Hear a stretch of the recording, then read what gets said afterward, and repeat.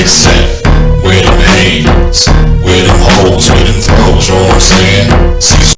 This is why I train in martial arts. So the long and short of it is that people who are being abusive to you and messing with your mind can literally cause brain damage. And of course, my argument is going to be one thing, not the only thing, but one thing that I think can help you heal that brain damage, of course, is the martial arts. And I'll show you how.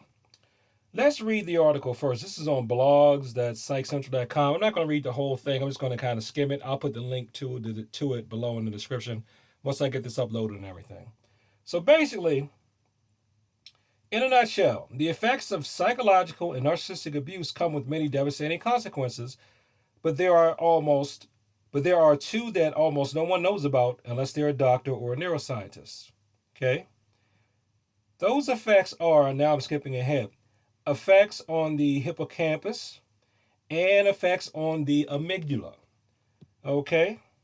So, as far as the hippocampus effects, it says here, in other words, the longer you stay with an emotionally abusive partner, the more deterioration you could expect of the hippocampus. It can be easily understood how this neurological process may enhance feelings of confusion, cognitive dissonance, and abuse amnesia in victims of narcissistic and psychopathic abuse.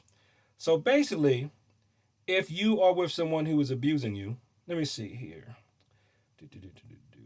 It messes with your memory, basically. And you have an impaired ability to remember, which means it's going to affect your ability to learn, which means, let's say if this was somebody at work, it probably would start interfering with your productivity and job performance. If this is a friend, it's just going to interfere with your ability to learn things in life. Now let's go to the amygdala. Because narcissists keep their victims in a state of anxiety and fear, I'm paraphrasing here. This causes the victim to react from their amygdala or reptilian brain. This controls your breathing, your heart rate, and your emotions of love, hate, fear, and lust. These are all primal emotions. So basically, when you're dealing with someone who's being abusive towards you and you're around them all the time, they're putting you in an animal state. Now, we don't live in a world where we can get by in our animal state. We have to live from reason if we're going to be able to act reasonably and follow reasonable laws. So basically, this person is keeping you scared, dazed, and confused, and some other emotions you might not want to have that are all primitive feelings. And that's not a good way to be because this can affect your heart rate and your health. Now, here's from the article. Even after the toxic relationship has ended, victims suffer PTSD, PTSD, panic attacks, phobias, and more due to the triggering of their primal fears by their overactive amygdala. Out of these fears, targets of narcissistic abuse often engage in primitive defense mechanisms, including but not limited to denial, compartmentalization, and projection. So it sounds like being around someone who is abusing you in a bad relationship, for what I've been learning, of any kind, romantic, familiar, friendship, work relationship, doesn't matter. But what can be done? They recommend four things: guided meditation, aromatherapy and essential oils, performing acts of kindness, and EFT, emotional freedom technique. Now, one thing I did, I've done this before when I've dealt with abusive people. In terms of guided meditation, if it's guys, I used to imagine myself when I would be doing my forms and stuff.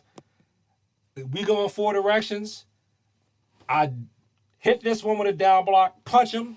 Hit this one with a down block and punch him. Or when I'm doing my kicks, I'm imagining myself kicking these mean, abusive people in the face. Yeah, I know it's wrong per se, but it made me feel better. And it actually, if I vent my frustrations there, when I see the person or the people that were, especially when the last time I did that, it was three guys. When I saw them at the time and I had to interact with them, I'd already gotten my frustration out, so then I could operate from reason. Now, the only time I don't do that is I trust my gut. If my gut feels like I'm training myself to actually attack the person instead of just vent, then I stop. But another thing you can do with your forms is use your forms to summon up relaxation in yourself, positive energy in yourself. Do it like you're doing Tai Chi. Do the movements from a standpoint of peace instead of from a standpoint of strike, strike, strike, strike, strike, strike, strike, from attack and defense. Do it to build your energy, to attract and gather positive energy within yourself. I know it sounds hokey, but I'm telling you, man, this stuff works. This stuff works. Of course, aromatherapy, I've done that too. Smelling something nice and it smells good, something flowery, something like that. Even one of the oils I've started using now smells good. Smells good. Performing acts of kindness. Now, see, I see teaching a martial arts class as an act of kindness that I'm doing for the community. And I can tell you, man, whenever I've had, as an adult, ever since I got that black belt, well, really, not even, well, ever since I've gotten the first black belt I got, slash when I was working for the judo black belt. When I'm in class, as student or teacher, I'm not thinking about fools. I'm not thinking about anybody that's causing me grief. I'm focused on the class. I'm performing the act of kindness by teaching the students. I feel like I'm performing by act of kindness when I'm the student by helping my classmates and my learning. Basically, it just takes your mind off the foolishness. I feel for you if the people that's causing you pain and abuse is in your martial arts training. Because if that's the case, that's easy to rectify though.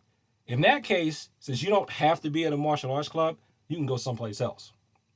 If it's somebody you're married to, you can't just up and divorce them, per se, easily. If it's a relative, blood sticking in water, you're stuck with toxic relatives the rest of your life. Now, if it's a friend, you can cut off a friend. If it's a colleague or an employee, an employer, a supervisor, something like that, something at your job, you can quit the job. I mean, you can keep it real, like in the old Dave Chappelle skits. But that doesn't make much sense. The best thing to do for that, if you can't get another assignment, you're just gonna have to grin and bear it and breathe and that type of thing to get rid of that. But I'm telling you, because I've done it firsthand,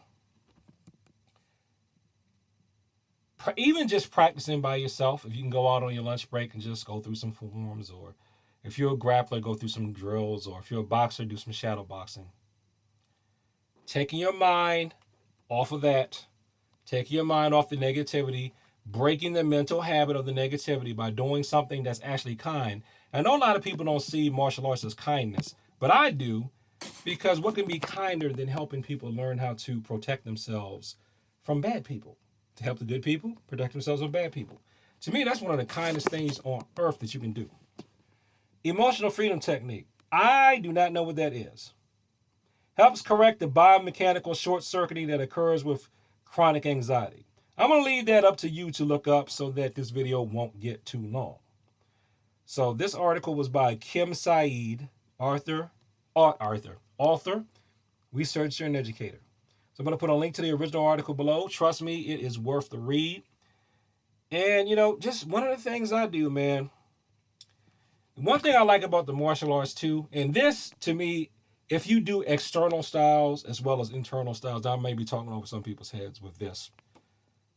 A lot of people swear more by the internal than the external. I swear by both. And one thing I like about the external approach is if you're going to be doing external styles as you get older, you're going to have to keep up your physical fitness as best you can. I still got weight to lose. You're going to have to stretch. You're going to have to work out. That stretching and that workout and all that stuff, that's another way to just get rid of the negative stress that is coming your way from people who are being abusive. So you got that. And if you switch over to the internal part, that helps to regulate the emotions and just your spiritual energy from people who are being abusive. And it can also let you tip over into the yoga side of the game so you can learn some breathing techniques that will help you deal with people who are, who are being abusive. It seems to me like, I always say this, like, evil rehearses, evil practices. Evil does its homework and does its research. Good and good people need to learn how to do the same thing too. And one way you can help combat abuse, if nothing else, studying the martial arts can help you feel more confident and stronger and make you more mentally tougher and flexible. I'm not going to say you're never going to feel bad. I'm not going to say that you're never going to be abused. I will never say that because I know firsthand that's not true. Just because you do this stuff doesn't mean that you're never going to get hurt because you are human. But it does give you a ready-made avenue that you already have right there if you're practicing it that can help you get through the blues. So thanks for watching this video. Like, comment, and subscribe. Please share this with people like to talk about the martial arts like I do. In peace.